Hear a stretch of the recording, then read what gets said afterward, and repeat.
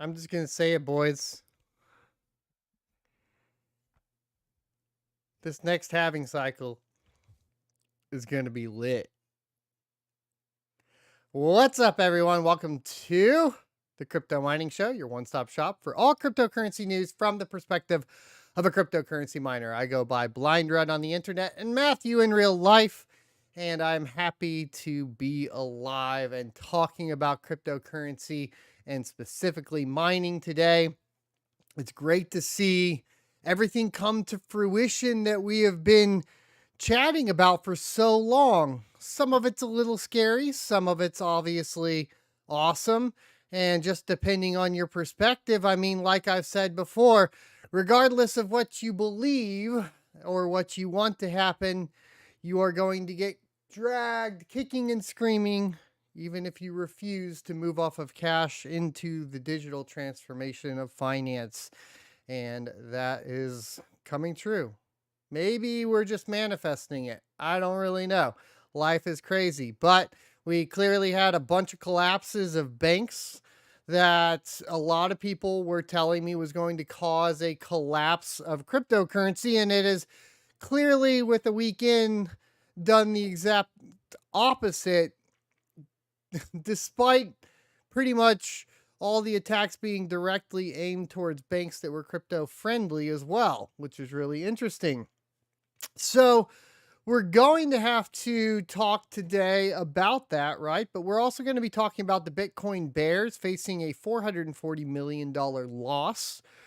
We are going to be talking about Bitcoin being the clear winner of the banking crisis. We're going to be talking about the FedNow payment system being launched in July. Remember, I told you guys this was coming in June. I was a month late, but it's here. We're going to talk a little bit more about that. And it's the paths, boys. We got two paths right ahead of us. Either way, digital transformation of currency, and we got the two paths. So choose your path wisely. We're also going to be talking a little bit about cryptocurrency mining and its profitability and what we're looking at here in the near future.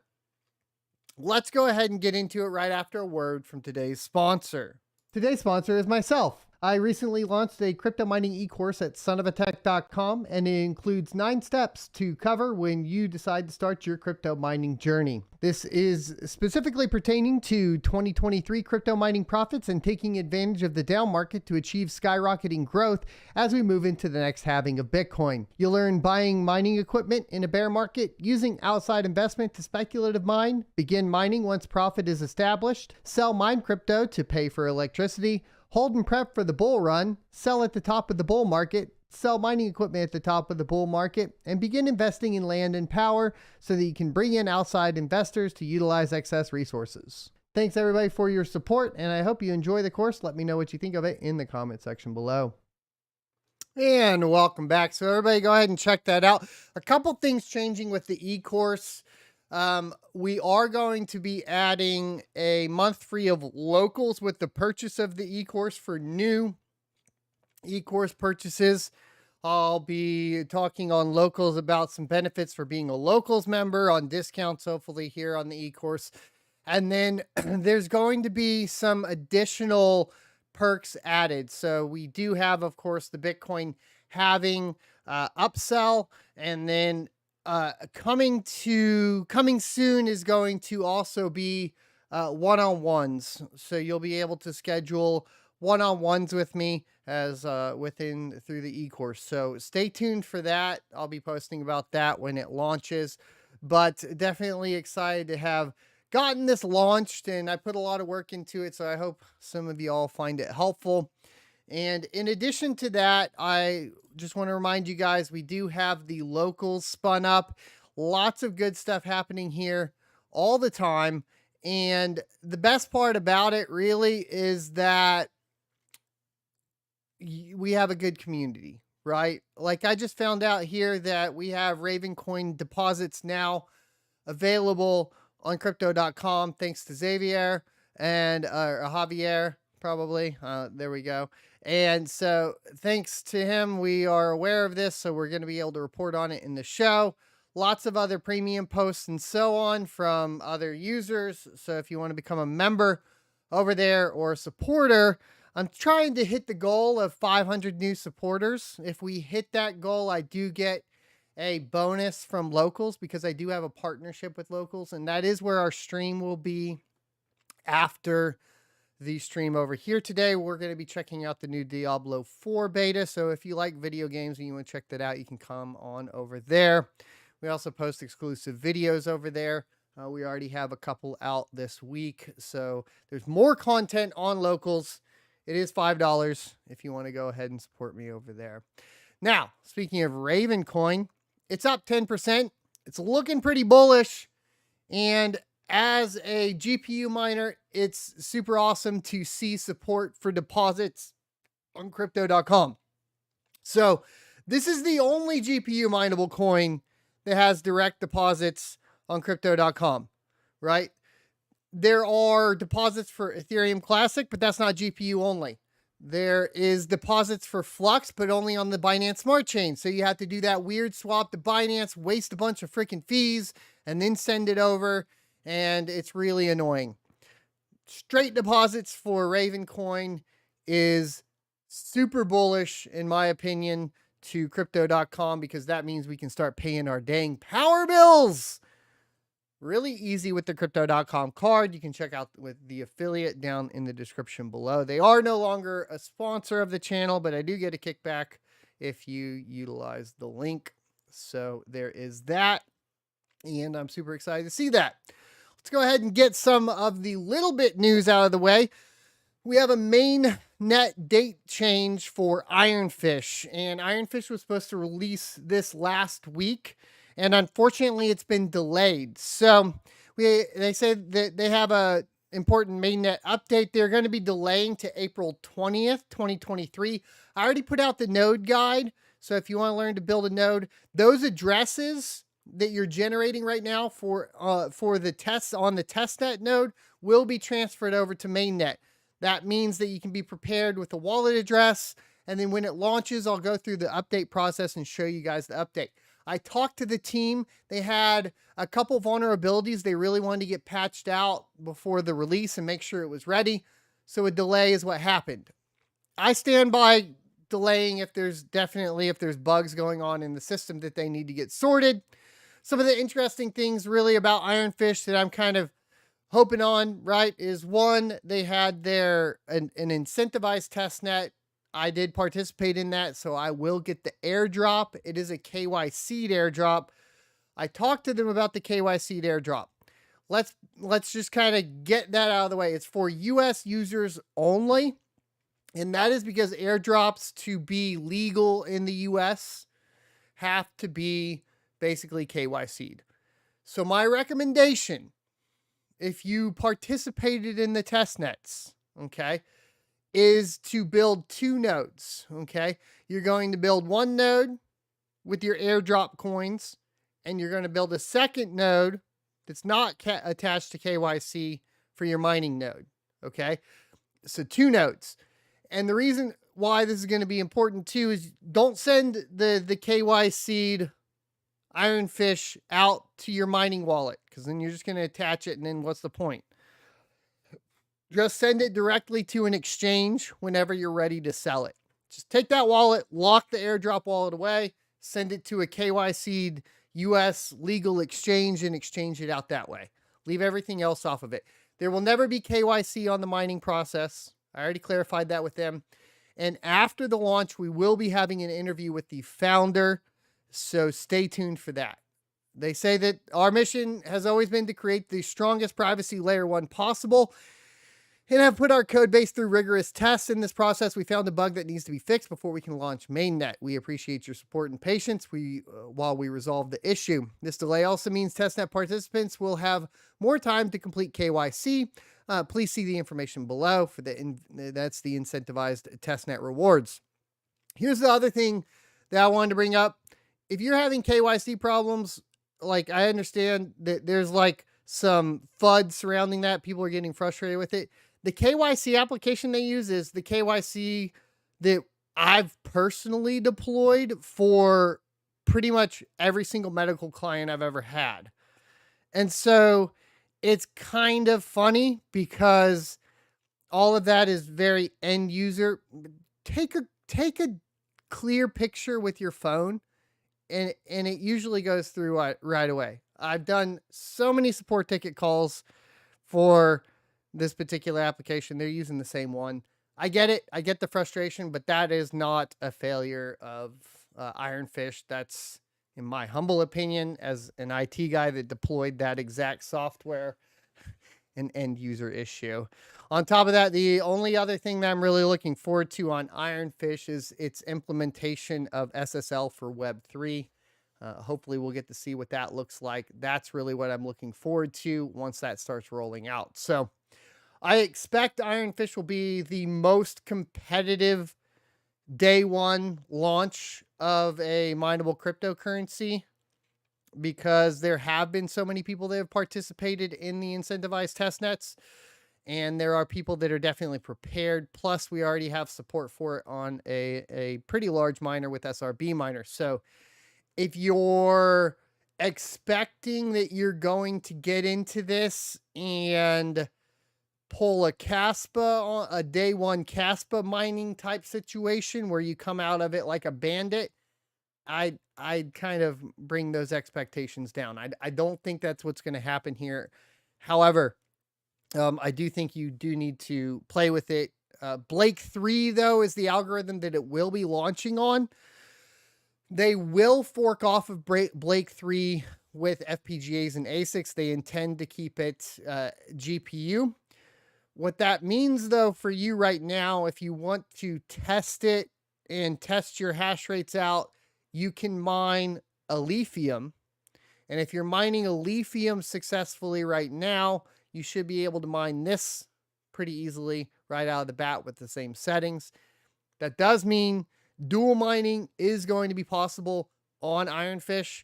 So some of the examples is dual mining with Ethereum Classic, Ergo, and DNX. So I'll be talking about DNX and dual mining Alephium, as well as you can dual mine Alephium, kaspa, the regulars, right? With DNX, with SRB miner. Really simply now, I'll be doing a guide next week, so make sure you're subscribed for that. So kind of bullish on this either way, because you do get that dual mining aspect, right? So it's kind of like, just go ahead and do it. You're getting some coins before they hit, a major exchange. I assume this is probably going to hit exchanges pretty quickly, just because of the hype surrounding it, meaning I don't think you'll have very long to spec mine it. And as you guys know, my definition for spec mining is completely different from people, a lot of people. If it has a marketplace price, I don't consider it spec mining.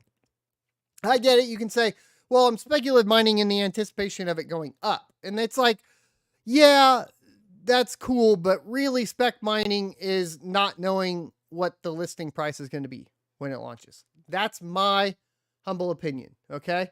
So there you go. Make sure you guys go subscribe to Serpent XSF. I know he's over in chat, and he is another cryptocurrency mining YouTuber. Awesome guy. I still need to have him on the show. We're starting to do those kind of guest spots. So Serpent, if you want to hit me up, we'll get you scheduled out. Hopefully when we're doing it in an earlier time. Let's talk about, oh man, you guys already saw it right there, huh? So this one's a little near and dear to my heart, because it's like, I called it, but it's not. It's also like, when you call something, but it's also not really necessarily a good thing. Like you're like, oh, that's going to happen, but it's kind of a bad thing. This is kind of that feeling. The Fed is going to launch instant payments with the FedNow system in July. This will eventually get tied into, inevitably, a CBDC, a central bank digital currency. This is kind of the beginning of the end of the US dollar as paper money. And I know a lot of people think that's not going to happen, but it is. I'll say it right now. Paper money is already kind of phased out a lot. I think it's going to go away completely. And the thing is like, if it goes to a CBDC and they're dispersing a US dollar through a digital system, and everybody's just plane stops accepting cash, then cash is worthless. There'll probably be like a cash turn in time or some crap like that. And then this is where you'll be stuck. Obviously, the big notes here is other people say, I'm not going to use the FedNow system. But as soon as they're paying out your tax return on the FedNow system, you're going to take it. And that's just the way it is. The adoption here is just going to be super easy. They're going to utilize it for Medicare, Medicaid, all the government services. If you're on anything like that, it's just it's the way it is, right? It is what it is, and there until it isn't, and everybody starts to adopt Bitcoin, which is also what we're going to be talking about today, because that is happening too. So this is getting really interesting. But on Wednesday, March 15th, the U.S. Federal Reserve unveiled details about its native FedNow instant payment system. The service will launch with a robust set of core clearing and settlement functionality and value-added features. Additional features and enhancements will be integrated with future releases to continue checking the safety, resiliency, and innovation of boxes. So, it's so funny. The thing here is they're going to use basically an outdated digital system, in my humble opinion, but we'll see if we get some more details on that. And they're going to try to convince you that it's more secure to hold your funds in the FedNow system that is directly tied to the Federal Reserve and bypasses banks, as opposed to holding it in banks. That's going to be the first step. And the thing is that you need to realize about this is that I posted this on YouTube in the community section earlier, but this is the first battle that's happening, and you can already see it happening right now, is it's going to be the federal government or the Federal Reserve, whatever you want to call it, right? If you can detach it from the federal government as much as you want with names, it's still the same thing. The thing is, it's going to be consolidation of the entire banking system into that. You'll be a direct connect. We are going the incorrect direction. So if you're into Bitcoin and cryptocurrency, you're probably familiar with the idea of decentralization and how important that is, right? Decentralization is what everybody preaches. That's important because you're held accountable by the network and a great number of people and nodes that are running this and finding consensus. The more people that are providing consensus, the less likely there is for basically effery, right? I'm trying not to curse anymore on this YouTube channel thanks to the new algorithm, but you get my point. The thing is this goes in the wrong direction. It goes from banks, which provide some sort of decentralization because you can, as a customer, choose to utilize one bank over another. They still have to, participate within certain regulations that are sent down from the federal government. But, you can be a good customer to a good bank that you believe in or whatever it may be. That's going to go down to, well, now your only choice is the federal government eventually. So the first battle that's going to take place is going to be the banks versus the Federal Reserve. That's what's happening within the next 5 to 10 years. It seems to be accelerating a little bit faster than I even expected, to be completely honest with you. So I'll be curious to see what happens with the CBDC stuff and the announcements for that, but it will definitely be tied into this FedNow payment system, and adoption will happen out of necessity for people that are struggling financially. This is just a manner in which the monetary system can be messed with more effectively directly by the federal government of the United States, which means that the value of the US dollar will inevitably go down from this, in my humble opinion, right? Because we're already seeing massive printing to bail out the banks or, bail out the individuals. I wouldn't be surprised if you start getting your bailouts, excuse me,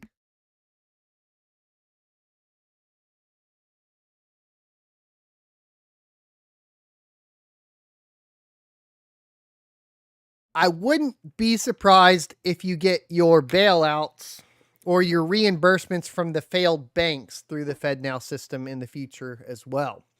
According to the press release, the Fed will begin the formal certification of participants in the first week of April. Notably, early adopters will complete a customer testing and certification program in order to enable transactions via the system. In June, the Fed and certified participants will conduct production validation activities. This will be done to confirm the readiness for the final launch in July. As far as the certification is concerned, it will encapsulate a, quote, comprehensive testing curriculum, end quote, with defined expectations for operational readiness and network experience. The press release outlined that many early adopters have already declared their intention to start using the service in July. In fact, they include a diverse mix of financial institutions of all sizes, the largest processors, and the U.S. Treasury. Wow.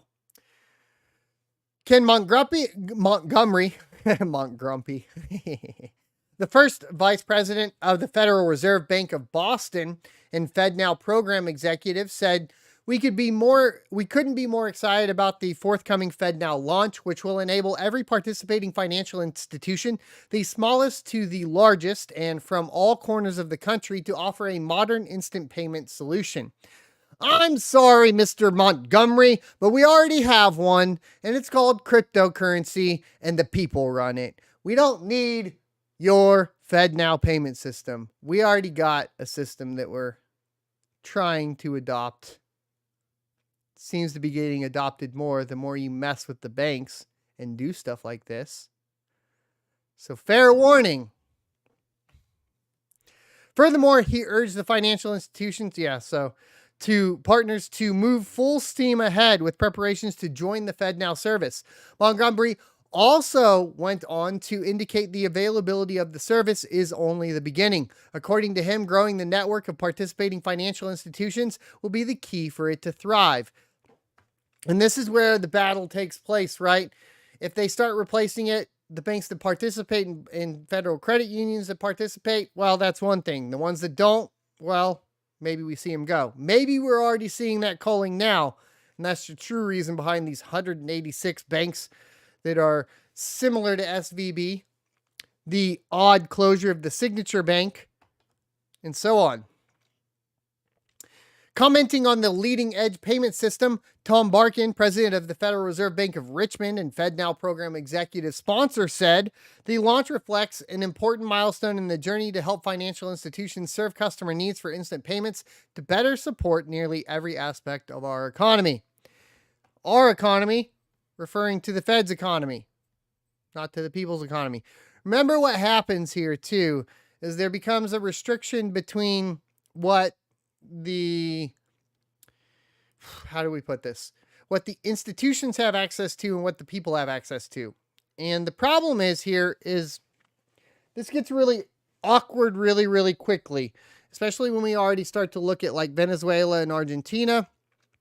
The individuals moves into stable currencies or cryptocurrencies in general to protect themselves. And no matter how many restrictions that keep getting put onto cryptocurrency, either by the UN or by the individual country's governments or by the banking system, that if you oppress the public enough and you don't keep the economy propped up enough, you're going to have a natural departicipation, is I guess what we could call it, from that particular financial system. So this is actually risking, in my humble opinion, it's more risky for the US dollar and its value than it is good. Because what you end up having, like I said, is this departicipation effect that can begin to take hold, especially if it coincides with the shuttering of the banking system and the printing of dollars, right? The devaluation of the US dollar. So, Bitcoin is the clear winner of the US banking crisis. Moving on to a more positive note, the narratives around bank failure, stablecoins, and interest rate hikes seem strong enough to propel the price of Bitcoin, says CoinDesk's George Kalutis, something along those lines. Here's the deal. I was talking about this earlier with someone. The very interesting part about this is that stablecoins are failing too. What we saw as a part of the initial pump on Monday was really influenced by basically by Binance moving from BUSD to Bitcoin. And that is a trend that I am all for. What this trend is a removal of stable coins, basically, into pairings back with Bitcoin. This means that you end up having a stronger altcoin market in the future. Because if we go back to Bitcoin pairings and Bitcoin goes up, well, a rising tide raises all ships. And the thing is Bitcoin is that rising tide and the altcoin market are those ships. We kind of had this weird position where, there's this potential, or was this potential, for stable coins tied to the US dollar to start marking altcoins separately. Now, a lot of people that support the altcoin markets, etc., I think initially thought that this was a good idea. There was like this idea of decoupling from Bitcoin that would be prosperous for Ethereum and so on. But I don't think that's true. I think decoupling from Bitcoin is actually a detriment to the altcoin market because of this effect of the tide rising all ships. So now that we're going back to, basically we have a little bit of a kind of a 2 steps back in the cryptocurrency market here taking place, where the pairings are going to go back to Bitcoin primarily. And this actually ends up pushing forward the entire crypto market in general.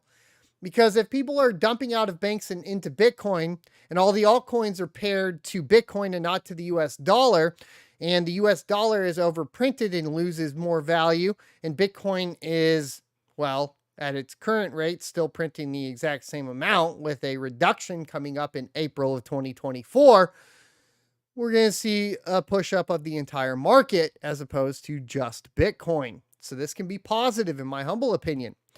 Silicon Valley Bank failed on March 10th, and since then, the price of Bitcoin has been on a tear.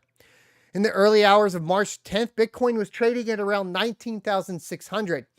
It whipsawed just above and below 20,000 until around 12 p.m. Eastern, when it was announced that SVB was going into FDIC receivership. At that point, Bitcoin shed $200 to dip below 20,000, jumped around a bit, and spent most of the weekend trading above 20,000. Everybody was kind of waiting to see what was going to happen. By Monday, March 13th, at 9:30 Eastern time, it was trading at 22,386. This was primarily a reaction from the Asian markets reacting to the emergency meeting in the US, which is actually really interesting because, like I said earlier, a lot of the jump later on, where we started to see, I think it was on Tuesday, that pump up to like 26,000 was influenced by the Binance shift, I think, heavily from BUSD into Bitcoin. That being said, that was not an indicator that influenced Asian markets to pump the price up by 20% overnight. So we're seeing kind of this combination of effects where there is a lack of trust in the US banking system, which is interpreting into, I think, a lack of trust in foreign markets for the US dollar, which then propped up the price of Bitcoin, right? As a haven, which is like what we've been saying it was created for. So are we seeing Bitcoin really come in to fulfill its proverbial prophecy is really the question. And maybe it is. Just 24 hours later, Bitcoin was trading at 26,175, at one point even touching against 26,500. As of publication, or as of this video, it's trading at $27,397. Says that I've maintained here and probably elsewhere that narrative matters a lot when it comes to the price of assets. If you don't believe me, you could ask Federal Reserve Chair Jerome Powell, who said that, quote, people's expectations of inflation have a real effect on inflation. Jerome Powell has some of the best quotes, like, we don't really know what's going on here. That's my favorite one. So what happened to the narrative to lead to this type of aggressive 35% trough to peak change? It's simple, really. A lot happened. Given Bitcoin's history, the bank failure adjacency is obvious here. At least 3 banks have failed. Others, both American and non-American, are failing. We also have Credit Suisse, by the way, a big one. Because it's not because of Bitcoin, that's good for Bitcoin's price. Actually, it isn't clear who is at fault for the 3 bank failures, because who even knows if these banks are failing due to insolvency? And this is really a problem with the Signature Bank one, I think, that's being called into question in New York, primarily because it was one of the largest banks that had basically crypto services, and it was also in New York. In addition to that, last week we talked about the proposal for the 30% crypto mining tax from the Biden administration. Politically, you can choose either side if you want, but it's clear that the current administration is not in favor of Bitcoin. Trump administration was not either, if you recall. So pay attention to that, because there are proponents for Bitcoin within the federal government. Within local governments, they're a lot stronger. Like in Texas, Ted Cruz, for example, is a big supporter and proponent of Bitcoin. There are, lots across the nation. Check your local too, because one of the things that I keep talking about, and I want to really hammer this home for everybody, if you're a U.S. citizen, it's important to understand that this is becoming a states' rights issue very quickly. This is akin to marijuana legalization. This is akin to the Second Amendment.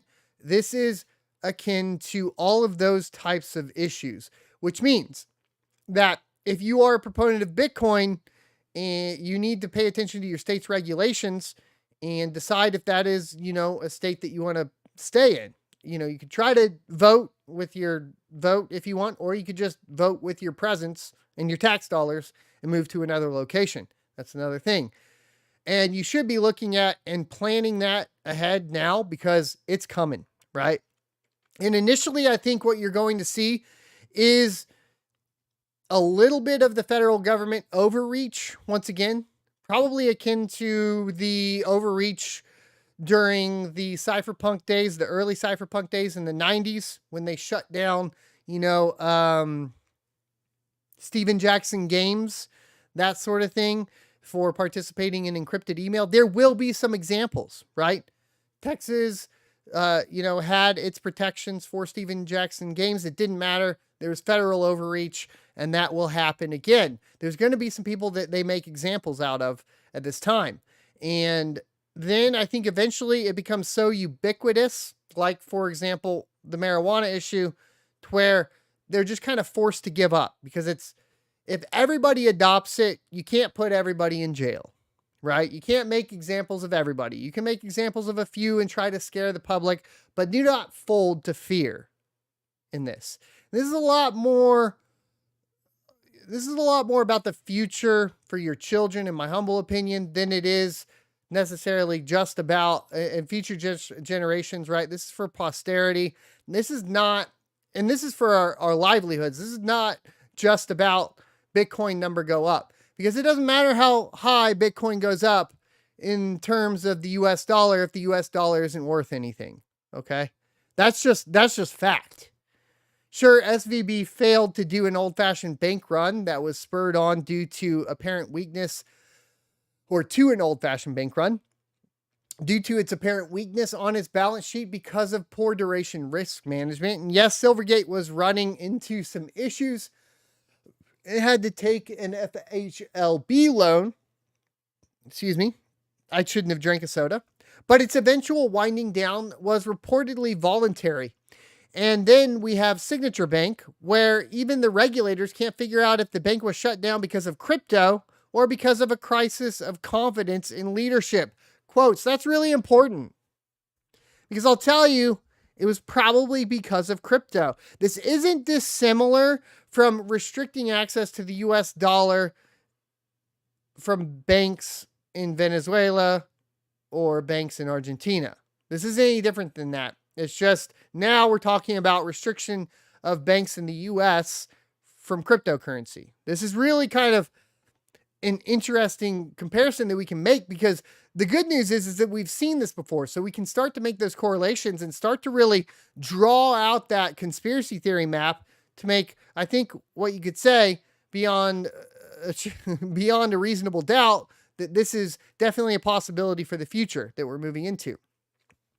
Let's all add on the fact that there are wider risks of the broader banking system. Credit Suisse just received a 50 billion Swiss franc loan from the Swiss Central Bank, and 11 banks just injected $30 billion into California-based regional bank First Republic Bank in order to save it. On the former, it is telling that the central bank wants to save Credit Suisse, or Suisse. I don't know. Either way. On the latter, it's even more telling that banks want to save a competitor for fear of contagion. Otherwise, why wouldn't they just let a competitor fail? Well, my friends, there is contagion, but there's also the fact that I think internally, these companies have been aware of FedNow payment system for quite some time. They have probably had federal agents and representatives trying to sell them on it. And they probably see the writing on the wall of the removal of the need for their services for a great majority of the inflow and outflow from the federal government to the American people, right? This is a big deal. That all said, we know one thing that isn't causing these banks to fail. These banks aren't in trouble because of bets on Bitcoin, crypto, or the companies in those industries. Well, maybe not for the failure, but for the shuttering of Signature, it's definitely a question. Your relationship or participation within crypto could definitely put you under more scrutiny from the federal government at this time. What appears to be happening is the fractional reserves banking system is under stress due to rising interest rates, and it's showing cracks. And so the narrative goes, as the banks fail, opt out and buy Bitcoin.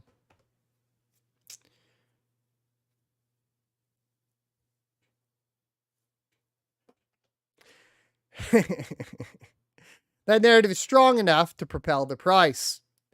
And get this, boys, we're propelling the price in what would typically be the pit of the bear, right? We're not expecting from the traditional Bitcoin halving cycle to see a pump in the price for at least another year. And really, if we look at price history, it's not till 6 months to a year after the halving. So we're really not looking at a pump in price until of Bitcoin from the traditional halving cycle for another year and a half to 2 years. So we're seeing a pump in price over the average price to mint a Bitcoin by quite a lot. We've gone from the 23,000 now to 27,000, which does mean probably this halving cycle is going to be absolutely fire. It's going to be insane if this continues. With the failure of Signature Bank, we saw the US dollar stablecoin USDC lose its dollar peg last weekend. USDC regained its peg during the week, but the loss of the peg rightly spooked a lot of people. To USDC's credit, it is worth considering how rapid its recovery back to $1 was. That said, its depeg did highlight that USDC is not immune from counterparty risk, as some may have erroneously thought. So if we establish that both USDC and the dollars in a bank account have counterparty risk, you might ask yourself, is there anything without counterparty risk?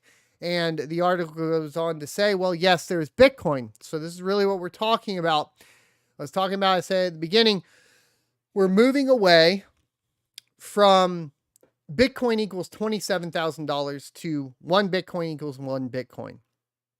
And this is how I will interpret my holdings of cryptocurrency, I think, from here on out, going in my own head as I start to analyze the markets outside of paying for power, right? Pretty much how I look at it. Unless we can start cutting purchase power agreements as well with Bitcoin, which, in power co-ops could be a thing. A related stablecoin story also came into play with the world's largest crypto exchange by trading volume, Binance, converting $1 billion of US dollar stablecoin Binance USD to Bitcoin. That was a lot. I told you guys, that was a big pump. Ether and other cryptocurrencies in the early hours of March 13th, the conversion came as a result of Binance rival crypto exchange Coinbase officially shuttering BUSD trading on its platform due to liquidity concerns. Well, that's an interesting one too, because they're a competitor, right? So, but Binance still making the decision to do that is interesting as well. Binance's sale not only added to the buying pressure, but also could have potentially led to a follow the leader effect in which the people also exchanged their BUSD for Bitcoin. It looks like we might have a suspension of interest rate hikes from the US Federal Reserve, which could give the entire market a well-needed breather, especially as some view the failure of these banks as being closely tied to the raising of rates by multiple of almost 20 over the last year. On Wednesday, the CME Fed tool, a predictor of interest rate decisions, forecast a 45% chance of a 0 basis point rate hike. It's now predicting an 80.5% chance of a 25 basis point increase. Both numbers contrast sharply from last week when the CME showed 68% chance of a 50 BPS rate boost. Of course, that's just the market hopping on the narrative that the rate hike might not be as high as previously expected. There has been no indication from the Fed that this will be the case. There goes that narrative and expectation again. So lastly, I keep saying Bitcoin, but don't I mean crypto? And he says, no, I don't mean crypto, I mean Bitcoin. Amid all the market turbulence, Bitcoin's price is going up faster than even the much smaller and often more volatile altcoins. But this is really standard. So there's two things. I disagree with him here, okay? And the reason why I disagree with him is that this is pretty standard. One is that you see Bitcoin go up first and then you see altcoins follow. Two, we're moving away from the decoupling of cryptocurrencies from the stable coins and back into the coupling of alt currencies with Bitcoin, meaning that this will actually probably be one of the best altcoin markets as well, because once you start to see that outflow of Bitcoin into alternative currencies or altcoins, you will see a pump in price, right? Because we're going back to that rising tide rises all ships.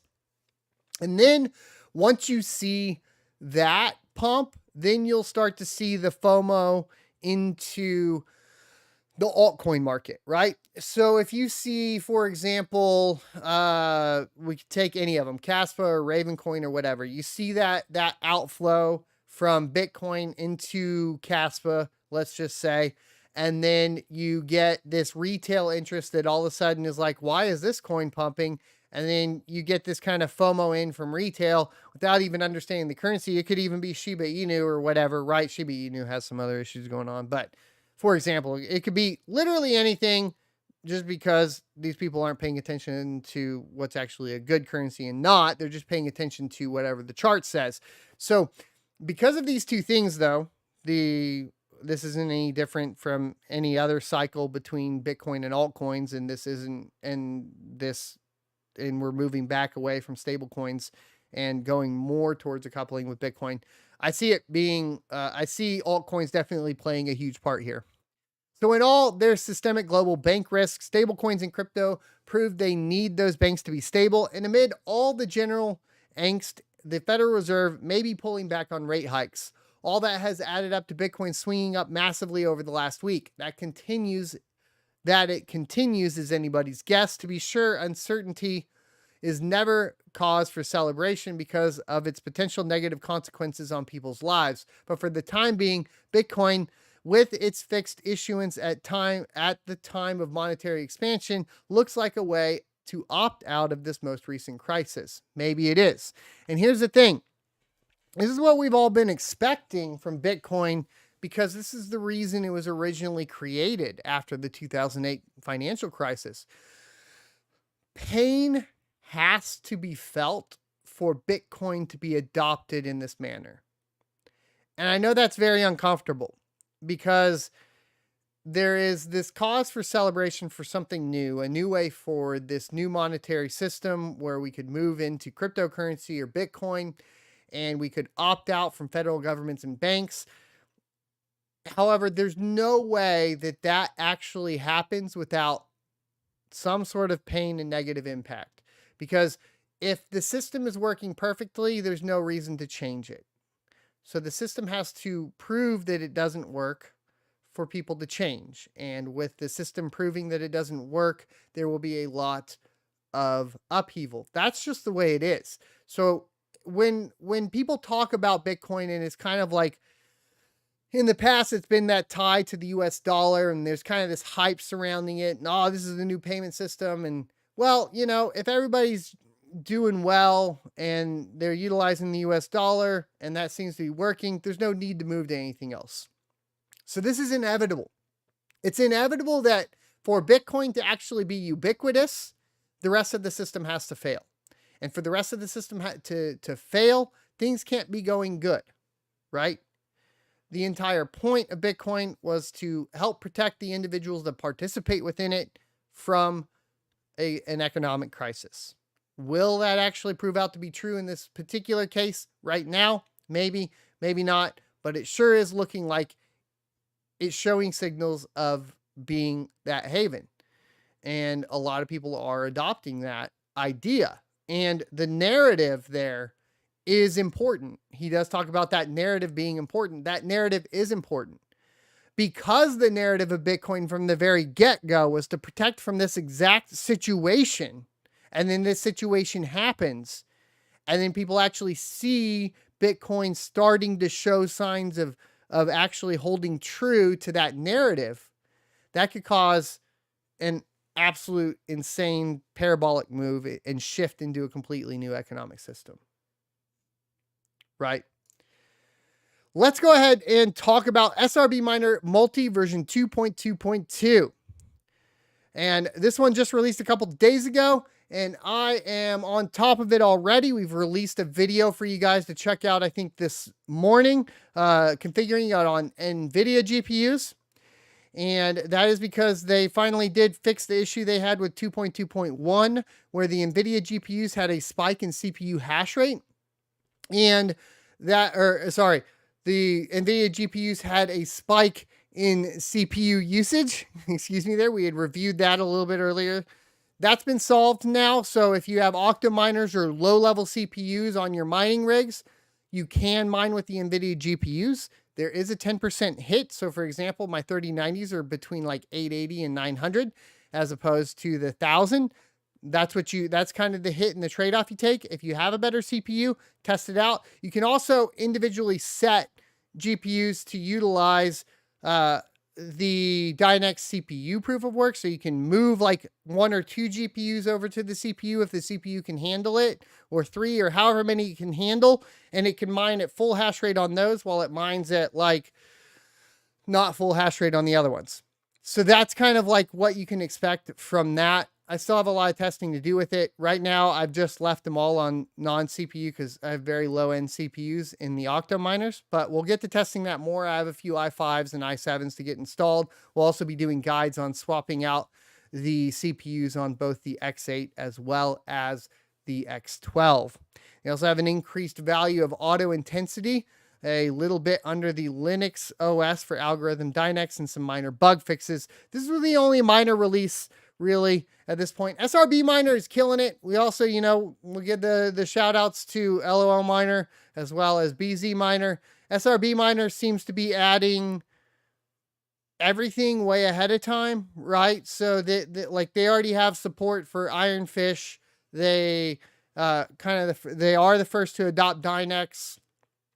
They had to put a lot of work into Dynex because Dynex is definitely unique in the way it hashes out, and there's a lot more going on with Dynex, so it's a lot more difficult to add support for that coin.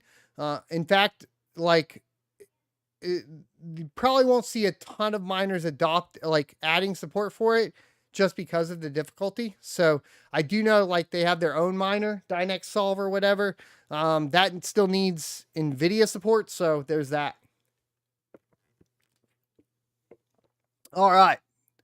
Let's get into what I'm mining profitability and all of that now. So I do have my HiveOS pulled up. We have everything online. Well, I say everything. I have more GPUs, but everything that's working online. Excuse me.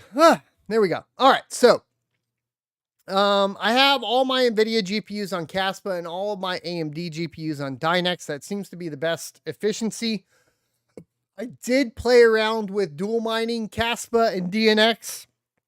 like I said, we'll be doing the guide on it, but it doesn't seem to be more profitable than the way we are doing it now. So, you know, my electricity rate though is pretty high, so I have a lot less of a margin to play with. And if that electricity rate goes down, then it becomes a little bit more enticing. And that's just really going to be on a scale and dependent for y'all. But I think right now the best way is still to just do like kaspa by itself. I am mining kaspa to my own node. We are not on the local network, so I can't show you the dashboard there, but I can show you the kaspa Explorer. For kaspa, we have 21.67 gigahash a second now, plus a few FPGAs. So, you know, I think we're coming up on 30 gigahash a second on KAS now. And then on Dynex, we're sitting at 9 kilohash a second. Litecoin, we just have it running on the little L3 Plus. I haven't really been able to tune it in. I know that there were some suggestions on that. Thank you for that. I tried them. It actually went up in power consumption, so we just brought it back down to whatever the pre-make was. I'll have to try to tune that a little bit better. Maybe it's just an issue with my particular system. It is what it is. And then we have the S10 that's just solo mining Bitcoin down there, just playing around at that 23 terahash a second. And if you're interested in the S10s, you can purchase the kit, which comes with 2 S9s and the board and all that for $600 on Coastal Crypto. And you can use code Son of a Tech for, I don't want to misquote this. I thought it was 5%. So you can get a discount over there as well if you want to go to coastalcrypto.com and utilize my promo code there. And those guys are great. Love those guys. Super cool. Mark's really nice guy. Over here, we have our Dynex. You can see here, current hash rate's reporting at 13.84 kilohash a second. And then in the software, we're showing 9.6 kilohash a second. So we're actually getting better reports with SRB Miner on 2.2 than I could have ever expected. We're actually over reporting on the pool for our hash rate. So take that for whatever you will. It was complete opposite every other time, right? So this is pretty amazing. And it looks like, well, maybe Rick was helping us out here too for a little bit. I don't know. Because I don't know who Rick is. No, because that's current hash rate. I don't know who Rick is, but Rick, thank you, I suppose. The Rickster coming in and donating some hash rate. Over the last 24 hours, though, our rewards have gone down significantly. So at lower than this hash rate, we were doing like 120 a day. Now we're getting 67, 68 a day. So the hash rate is definitely significantly increased on the network, thereby, of course, reducing the amount of rewards. There hasn't been price discovery for this either, unless something recently happened with Dynex, but I don't think that there's been any price discovery on it. So there's a little bit. Okay, there's a 10% pump. Not enough to take into account a loss of almost 50% of rewards, right? 40% of rewards, something like that. But, you know, there's a pump in the price. We'll have to see how that plays out. In addition to that, here's our kaspa Explorer. If we scroll down here, I'll refresh just to make sure. We have, so today we have 1 and 2 blocks accepted so far today on the 16th. Maybe we'll get another one before the end of the night. And I've been playing a lot with a lot of these, so I think we'll get better now that we got everything kind of reliable and up and running. But then on the 15th, I think we had 2 as well. And the 14th, we had 1, 2, 3. Or no. Yeah, 14th, we just had that was from a pool. So there you go. So we are doing better on kaspa mining to a node. You can check out my solo mining node guide if you would like, and we'll go from there. Checking out the kind of calculators here, we have the RTX 4090 at the top of the charts. Nexa kind of making waves with those, at least with the higher core clock. top end 40 series models, right? We're seeing Nexa here, seeing Dynex still popping around on those, you know, their GPUs with lots of memory, really, is really what it's about as far as Dynex goes. And then we have some kaspa down here on the 3070s, the 3090s, A4000, 3070 Ti. This is all clocked at 13 cents a kilowatt hour. So they're profitable. We're starting to see profit on the GPUs at 13 cents a kilowatt hour. So that's pretty amazing. We're even seeing, I think it was like down here. And we just got an A380 to test for you guys too. So I'll be getting that out next week. But we got the 1660 up in here even being profitable. That's not even super, you know, but 1660 Super is profitable. You know, some low-end GPUs. And then I believe even the 5700s were profitable. Yeah, 5700 XT is profitable on Dynex. 5700 profitable on Dynex. So all that's looking pretty good. We're getting profit out now. That's why my whole farm is on. I'm happy. Hope you guys are getting profitable, crossing over into the profit area or arena as well. Conflux did explode. I did see that as well. Saw that comment in chat. And then ASIC miners. Let's go ahead and refresh this. S19 XP Hybrid is showing some good profitability on Digibyte, 986 a day. Impressive. Let's see. 13 cents. Let's go ahead and do that. So we're fair across the board. 604 at 13 cents. Antminer L7. Profitable on, you know, still profitable. Dogecoin, Litecoin merge mining. KA3 is up there at 1022 a day on Kadena. And then iPolo V1s are profitable on ETH, which had some really recent network upgrades. So that's definitely something to take a look at. It's only up 3%. I don't really know what's going on here. I don't know. I don't trust it. I'd stick with something else over here. Let's see if Ethereum Classic's not on the chart, is it?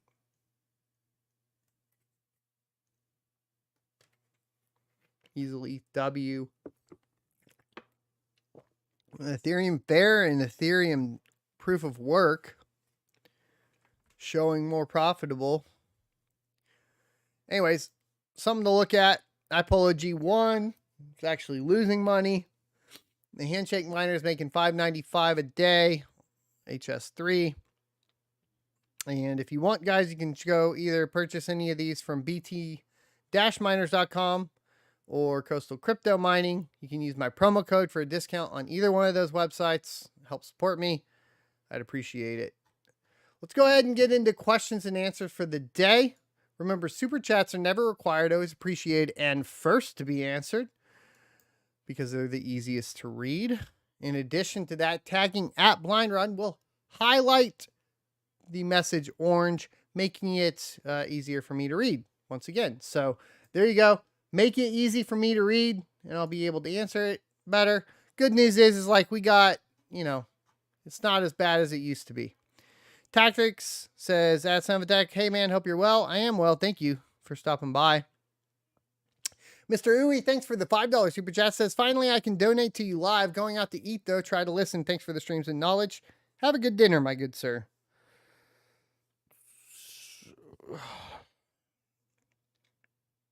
And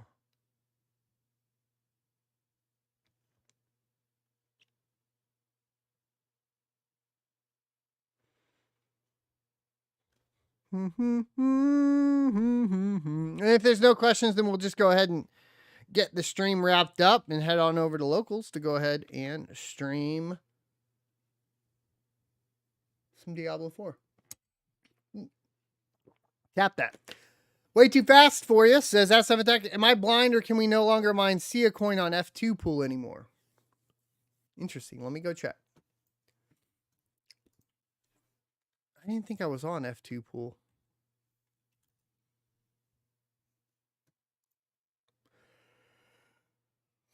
I checked it like what, Monday we were still mining on there? I can't log in right now. Yeah, I don't know. I was still mining. I didn't get any alerts that they were down. I have alerts turned on. Matt K says, that's on the deck when you do your Ironfish guide. Will you cover mining direct to your node? Yeah, we'll be covering that for sure. Log time is long on Diablo. Yeah, I'll probably hit the login button and then go check in on the kids, make sure everything's good, and then we'll just chat while we wait. It's all good.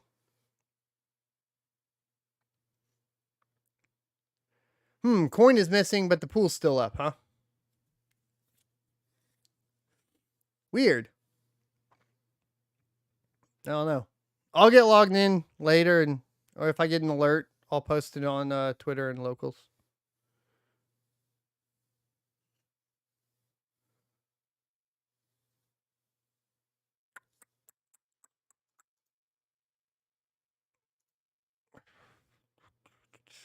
It shows in my dashboard, Retro Mike.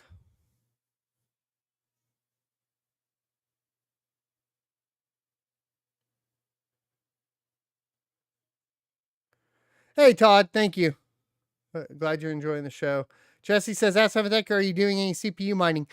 No, but thanks to SRB Miner 2.2 taking care of the CPU part on Dynex, and me already ordering some i5s and i7s, we will be putting some i5s and i7s on Veriscoin.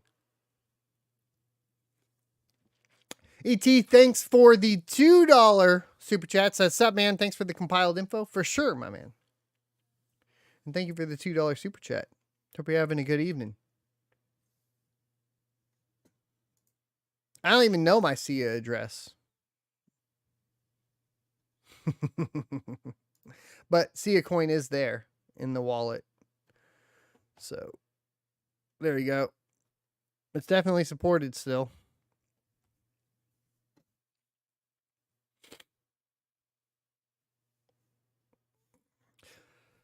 Oh. Soupy says, why not mining Flux besides Profit? Do you hold any? Why not mining Flux besides Profit? Do I hold any? That's an interesting question. Well, I don't mine it because it's not profitable. In addition to that, it's really hard on the hardware. But I mean, like, we're miners. Like Bits said when we had him guest. Shouldn't get on, everybody should be able to make money. If the network isn't going to compensate me for security, then why should I mine on that network? Or not compensate me as well as another network?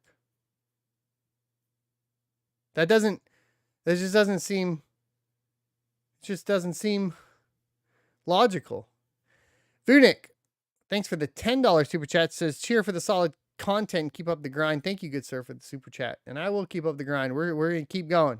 Grind the day job, grind the night job, grind the mining farm, grind the content, and keep working to get you guys more and more perks over on locals as well as on the Ecourse stuff. Siracchio, hope I said that right, says, Ola, son of a tech, finally Woolly Pool scam, it's confirmed or not? There's no confirmation on like scamming, and the payouts are working now, but they still haven't paid out what was not paid out. I asked and they won't reply to my tweet, so I don't know. John English says, Ask Tech, plotting any chia. No, I'm not doing any chia. Martin says, Ask Tech, how you approach mining Flux after the proof of useful work regarding your hardware since risers won't work. Well, it's not just risers. Octo miners won't work either. Riserless motherboards won't work either, depending on the CPU and the chipset because of the amount of lanes per slot. But on the horizon is, for example, things like the iPolo proof of useful work setup, as well as there are rumors about an Octominer server grade one. And then if those aren't really options and they're too expensive, or if there's a better price, then we'll be looking at probably converting old VDI servers. And then we'll talk about how that would look, right? But it would probably primarily be utilizing, probably utilizing single slot, like cards, probably like A4000 will be what you want to look at.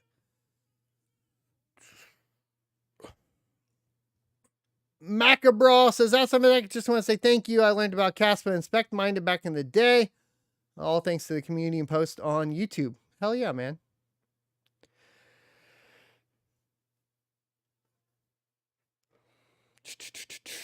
Tactics says, where do I sell Ton coin? I did a video on it.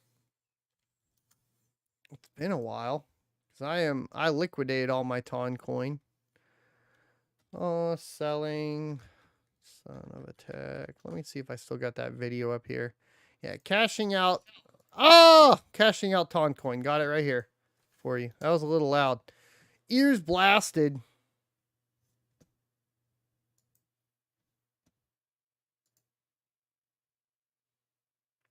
Snark says, that's something like, I just got a Gecko Science Compact F USB solo mining Bitcoin at 300 gigahash at 13 watts.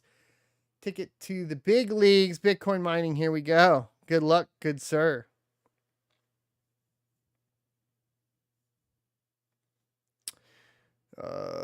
Retro says, that's something. Have you tried Live Peer's useful work implementation? They support mining ETH hash and using transcoding orchestrator at the same time on NVIDIA cards. That's interesting. So that's kind of like a side load. I'd be interested in checking it out. I'll write it down in my notes. Mr. Uwe, thanks for another $2 super chat. Says, how you feeling about Grin and the G1 Mini? You bought 2 of them. I mean, they looked profitable, right? I don't have one, so I try not to comment on anything that I don't have that much experience with. I guess for me, no, they are losing money. Is that right? No, for me, yeah, for me, they're losing money at 13 cents a kilowatt hour, so I probably wouldn't buy one.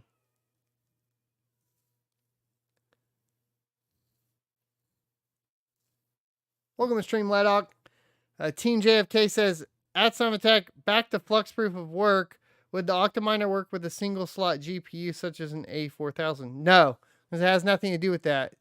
The single slot would be because of the type of VDI servers you're buying to support it. It all has to do with the amount of lanes that are supplied to the supplied to the PCI slots. Sustainable Crypto says, that's something tech. Would you ever do a video on the Varium C1100 for kaspa? If I had one, but I don't have one. So, no, not right now.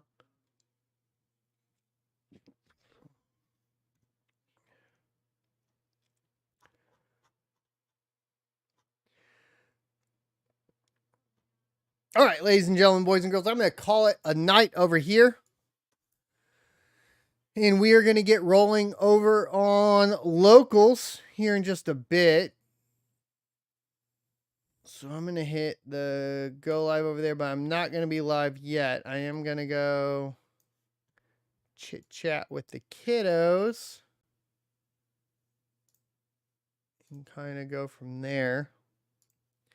But let me get you the link for locals, and then we'll continue the Q&A while we wait for the queues on Diablo 4. And then we will also be streaming over on... Oh, it always does this crap. Hold on. And we'll also be streaming over on Rumble as well. So all of those will be going to...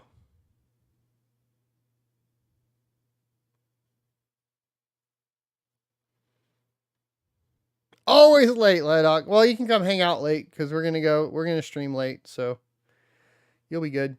Friday. It's Friday. Was that Rebecca Black? Crap. What was that? You guys remember that one? Dan says, that's something tech. What GPUs would you buy if you were in the market? I mean, I am in the market.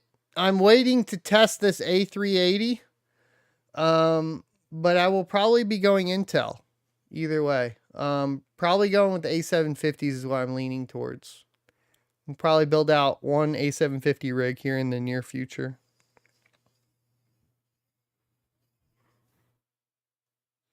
In the near future.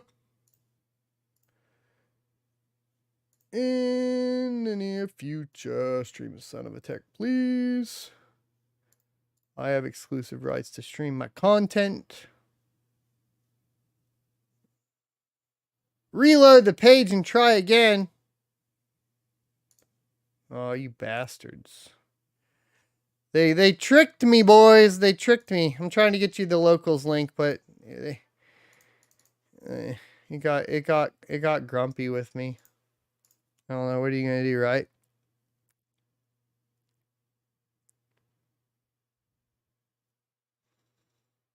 It is what it is. Da da da da da da.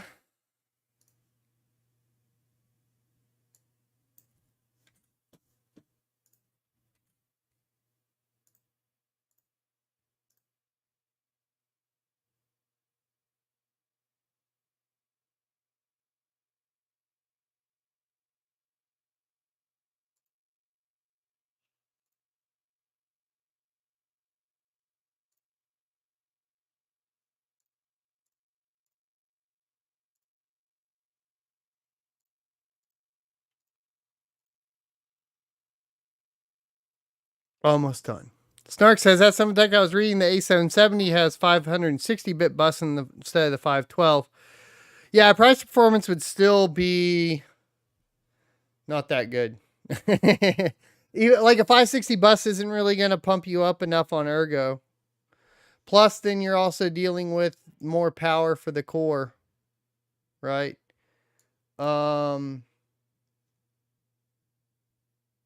Yeah, you're still, and without really the good overclocking yet, I think that's still going to be rough. Here's the Rumble link.